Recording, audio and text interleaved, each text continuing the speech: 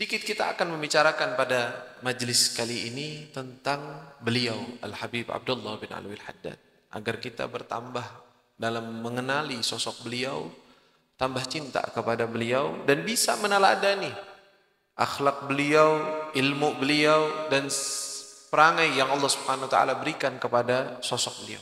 Radhiyallahu taala anhu warḍah. Beliau lahir di desa Subair, dekat dari kota Tarim, masih wilayah kota Tarim.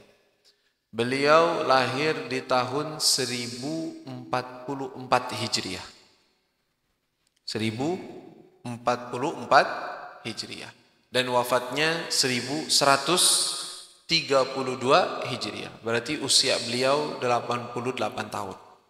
Meninggal pada usia 88 tahun. Beliau Imam Al-Haddad lahir dari kedua orang tua yang salihin minas salihin, yaitu ayahnya beliau Al-Habib Alawi bin Muhammad Al-Haddad dan ibunda beliau yang bernama Asy-Syarifah Salma binti Aidarus Al-Habashi, dari keluarga Al-Habsyi, ibunda beliau. Dan mereka semua adalah orang-orang mulia, lingkup orang-orang salihin, yang mana anak yang tumbuh di daerah situ selalu langsung diarahkan kepada ilmu agama. Yang paling pertama mereka menghafal Al-Quran, membacanya dulu sampai menghatamkannya dengan cara membaca, kemudian menghafalkan Al-Quran, kemudian menimba ilmu dari semenjak kecil di tangan para guru-guru yang hebat di setiap zaman beliau. Beliau Imam Al-Haddad lahir dalam keadaan normal biasa, tetapi ketika usia beliau 4 tahun beliau mengalami sakit salah satu demam tinggi yang menyebabkan kedua matanya menjadi buta. Tetapi subhanallah, kebutaan beliau ini tidak mengurangi dari semangat beliau menuntut ilmu.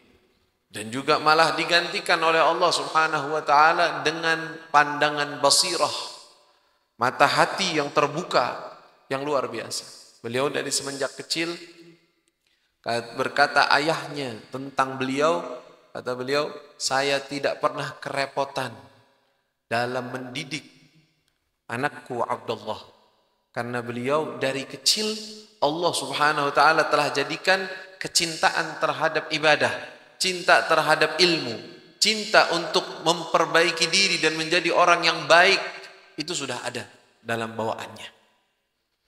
Dari semenjak beliau mengaji usia 6 tahun, belajar Al-Quran,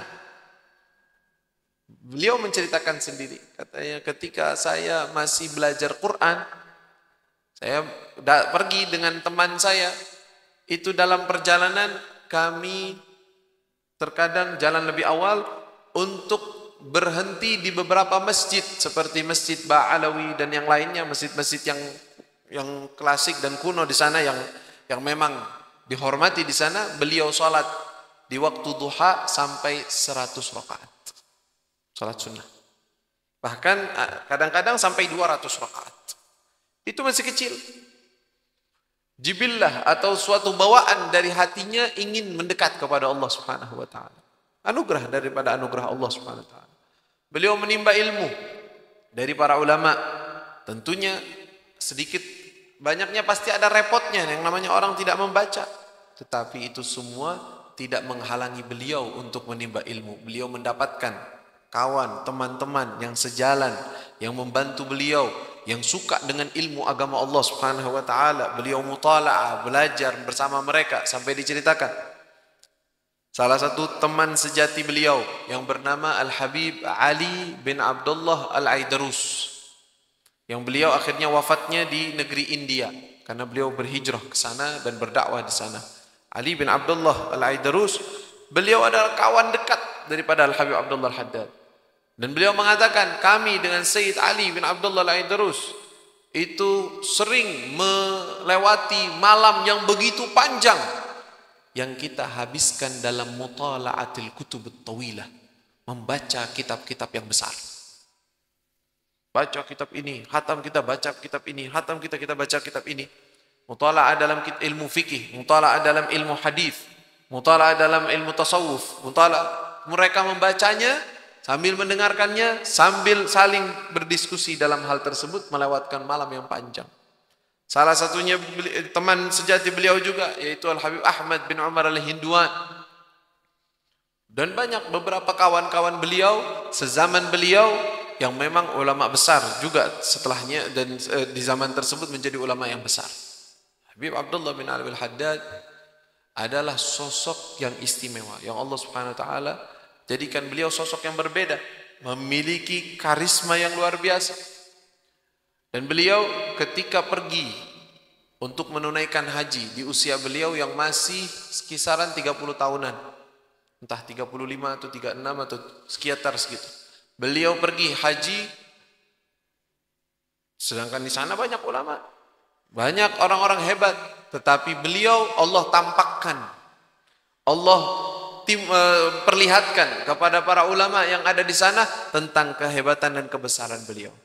Beliau banyak didatangi oleh ulama, dan banyak yang mau menimba ilmu dari beliau. Padahal usia beliau di waktu itu masih tergolong muda. Tetapi Allah Subhanahu wa taala izinkan kepada beliau asyuhrah, yaitu Allah izinkan untuk tampak, dilihat oleh orang-orang agar orang-orang bisa mengambil ilmu dari beliau. Salah satunya ada seorang minas salihin namanya Syekh Hussein Bafadl, tapi tinggal di Mekah. Beliau belum pernah melihat Imam Al-Haddad, tetapi beliau sudah jatuh cinta kepada Imam Al-Haddad dan pengen berjumpa dengan Imam Al-Haddad, padahal usianya kalau tidak salah lebih muda. Imam Al-Haddad lebih muda dari beliau, daripada Syekh Hussein Bafadl. Kenapa? Kata beliau, ketika sampai kepada orang tersebut, kepada Syekh Hussein, tentang qasidah Imam Al-Haddad, "Qad kafani ilmu rabbi min su'ali wa ikhtiyari", sampai akhir qasidah tersebut, beliau mengatakan ini muallifnya, penulisnya bukan orang sembarang. Pengen berjumpa dengan beliau. Ketika Imam Al-Haddad datang dan singgah di kota Jeddah, karena kota Jeddah sebagai pelabuhan di sana untuk orang-orang yang mau haji. Ketika turun di sana, ada salah satu muridnya atau orang yang bersama yang mengatakan, bagaimana kalau kami kabarkan orang-orang di sana agar bisa mempersiapkan tempat untuk antum di sana untuk bersiap. Kata beliau, diam, gak usah ente kerjain apa-apa. Allah Subhanahu wa taala sudah izinkan kepadaku untuk Allah tampakkan diriku. Padahal dari lubuk hati saya pengen menjadi orang yang gak dikenal sama siapapun, bahkan menjadi orang-orang yang sederajat dengan sendalnya orang-orang yang pergi haji. Tetapi Allah mengizinkan hal tersebut. Datanglah beliau, langsung disambut sama Syekh Hussein tadi, Hussein Bafadl. Disambut dan diberikan tempat, diberikan rumah, diberikan, dan beliau dengan tamu-tamunya, dengan yang ikut dengan beliau, dijamu dengan sangat baik oleh Syekh Hussein Bafadl. Dan Allah tampakkan kehebatan dan kemuliaan beliau. Dan beliau ketika masih di Mekah, ya, di musim haji, karena beliau duduk di musim haji, duduk sampai Muharram, sampai dari bulan Dzulhijjah sampai Muharram beliau tinggal di sana. Beliau pernah diminta untuk menjadi imam di Masjidil Haram Al-Makki di hari Jumat salat subuh. Dan beliau menjadi imam dan membaca surat Alif Lam Mim Sajdah, dan juga membaca surat di rakaat kedua Hal Ataka Al-Insan, suratul Insan. Beliau menjadi imam di Makkah. Dan beliau juga dalam ziarahnya kepada junjungan kita Nabi besar Muhammad sallallahu alaihi wasallam membuat banyak qasidah, ya, yang beliau sampaikan kepada baginda Rasul sallallahu alaihi wasallam. Dan subhanallah, di waktu itu ada seorang hakim, ya, atau seorang syarif, seorang dari keturunan Sayyidina Al-Hasan kalau tidak salah, datang kepada beliau minta doanya dikabul oleh Allah Subhanahu wa taala. Kata beliau, kabul doamu insyaallah, doakan oleh beliau. Katanya, Habib Abdullah, emang itu siapa? Itu seorang fulan bin fulan. Beliau ini doanya nggak bilang ke saya, cuman saya tahu dia minta apa. Dia ingin menjadi hakim kota Mekah, pemimpin kota Mekah. Dan doanya salah kabul, akan dapat. Setelah itu, setelah beberapa tahun, kemudian dia menjadi hakim kota Mekah tersebut. Begitu juga ketika dalam perjalanan menuju kota Madinah, ada yang membuat atau hakim di daerah kota Madinah membuat sayembara. Siapa yang bisa membuat syair yang bagus dan diuji syair tersebut, maka syair tersebut untuk Nabi SAW, syair tersebut akan dituliskan dan ditaruh di dalam kuburannya Rasul SAW, di dalam salah satu sisi kuburannya Rasul SAW. Beliau menulis qasidah yang disebut dengan Al-Ba'iyah, yang akhir daripada hurufnya adalah ba. Ya. Dan di situ ada satu qasidah, satu bait yang sampai sekarang masih tertera dengan jelas di atas daripada hujrahnya Nabi Muhammad SAW, atau tempat kita membaca salam kepada junjungan kita Nabi besar Muhammad. Jadi kalau ada orang sekarang nih pergi ke Madinah, lalu dia mengucapkan salam di atas, ya, tempat salam Nabi, sisi kanannya ada suatu ayat, kemudian di atas ayat tersebut tuh ada bait syair Imam Al-Haddad. Satu baitnya masih ada di situ dituliskan, yaitu Nabiyyun 'azimun khuluquhul khuluqul ladzi lahu 'azzama ar-Rahman fi sayyidil kutubi. Qasidah Imam Al-Haddad tertera di Haram Al-Madinah karena mereka tahu, ya, kebesaran dan kehebatan Imam Al-Haddad. Al-Habib Abdullah Al-Haddad hidupnya beliau isi dengan dakwah ila Allah Subhanahu wa taala, sampai beliau dijuluki dengan qutbud da'wati wal irsyad. Qutbud da'wah wal irsyad. Dan beliau seperti para ulama di zamannya, yaitu menghidupkan hari-harinya dari pagi sampai malam dengan berbagai macam ibadah, terutama dalam membaca ilmu dan membaca kitab. Beliau memiliki banyak murid. Ya, sebagian orang mengira muridnya Imam Al-Haddad cuma Habib Ahmad bin Zain Al-Habasyi. Bukan. Ya, ternyata muridnya Imam Al-Haddad, kata Al-Habib Muhammad bin Umar bin Sumait, sahib kitab Ghayatul Qasdi wal Murad, ketika beliau mencatat tentang manaqib Imam Al-Haddad, beliau mengatakan jullu ahli asrihi qad akhadhu anhu. Hampir semua daripada orang-orang di zamannya mereka telah menimba ilmu dari Imam Al-Haddad. Tetapi memang enggak semua menonjol, enggak semua terlihat kebesarannya. Salah satu murid beliau yang paling istimewa adalah Habib Ahmad bin Zain Al-Habasyi, sahib kitab Risalatul Jami' yang kita baca kitabnya juga bersama Al-Habib Syafiq. Murid yang luar biasa, yang beliau sendiri yang mendidiknya dan merawatnya dan menjadikannya ulama besar. Dan banyak lagi ulama, di mana di dalam kitab yang dikarang juga oleh Al-Habib Muhammad bin Umar bin Sumait, namanya Bahjatuz Zaman wa Silwatil Ikhwan. Ya, Bahjatuz Zaman ini beliau menukil dan menulis orang-orang yang menimba ilmu kepada Imam Al-Haddad. Siapa saja yang berkhidmat kepada Imam Al-Haddad, yang cinta kepada Imam Al-Haddad, membaca kitab ini, mengambil ilbas dari Imam Al-Haddad, mengambil ijazah dari Imam Al-Haddad, tertera di dalam kitab tersebut dengan jumlah yang cukup banyak. Al-Imam Al-Haddad juga salah satu orang yang memiliki karya-karya yang luar biasa. Karya-karya beliau, ya, terutama kitab-kitab beliau seperti An-Nasaih Ad-Diniyah yang kita baca di tempat ini. Kitab beliau juga Risalatul Muawanah, ya, dan juga kitab-kitab yang lainnya. Allah Subhanahu wa taala jadikan salah satu intisari yang ada di dalam kitab Imam Al-Ghazali seperti Ihya Ulumuddin ada pada kitabnya Imam Al-Haddad. Yaitu apa? Ketika orang yang membacanya dengan tulus, dengan tenang, tanpa ada hawa nafsu, tanpa ada emosi, membacanya ingin mencari petunjuk, maka orang tersebut akan mendapatkan cahaya dari kitab tersebut dan akan mendapatkan bahwa kitab ini sedang menggiring dia menuju Allah Subhanahu wa taala. Itu salah satu keistimewaan kitab Imam Al-Haddad. Dan saya siap untuk mengatakan silakan coba. Gak usah Nasaih Ad-Diniyah. Nanti baca kitab Sabilul Iddikar. Nanti baca kitab Adab Sulukul Murid. Baca terjemahannya.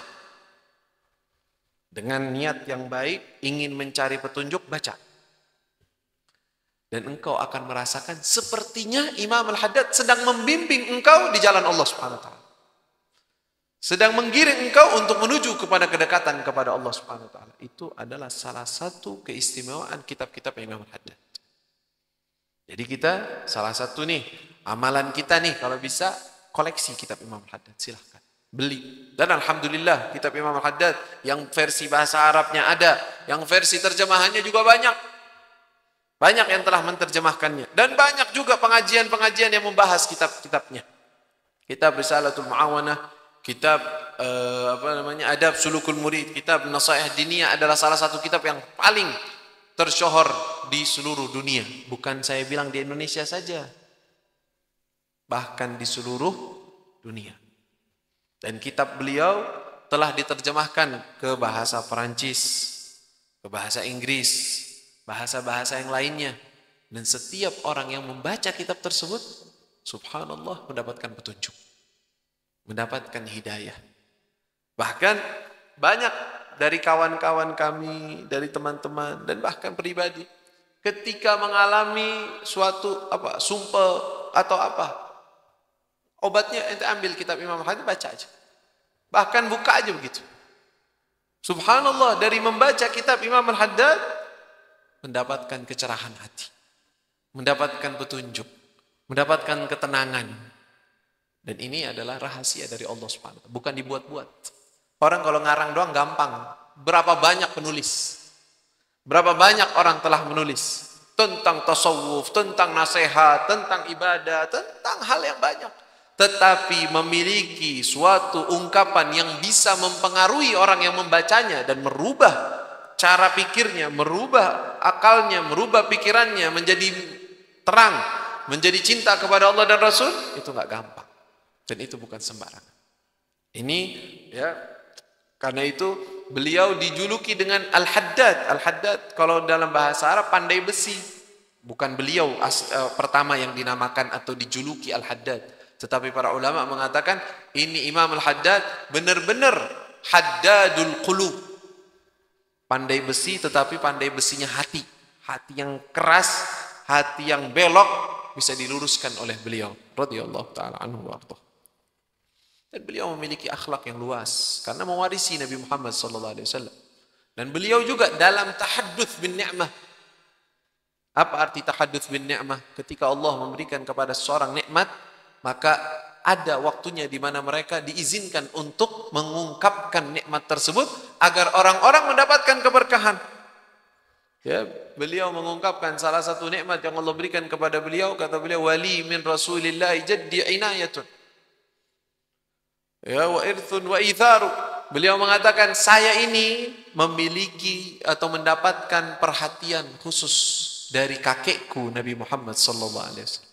Dan juga saya diberikan warisan khusus dari Nabi Muhammad sallallahu alaihi wasallam. Dalam qasidah yang lainnya beliau mengatakan, mawarithuhum fina wa fina ulumuhum falyas'alil mutarami. Warisan para ulama itu ada pada kami.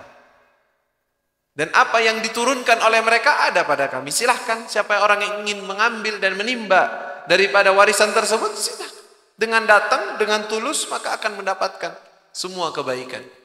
Dan salah satu ucapan beliau yang luar biasa ketika ada seorang ya yang sedikit menyimpang, sedikit keluar dari jalannya para salihin, para ulama, beliau mengatakan dan mulai melupakan Imam Al-Haddad, beliau mengatakan dengan ucapan yang diselimuti dengan penuh rahmat dan kasih sayang, beliau mengatakan, man arafnah ma sayyabnah wa in sayyabana.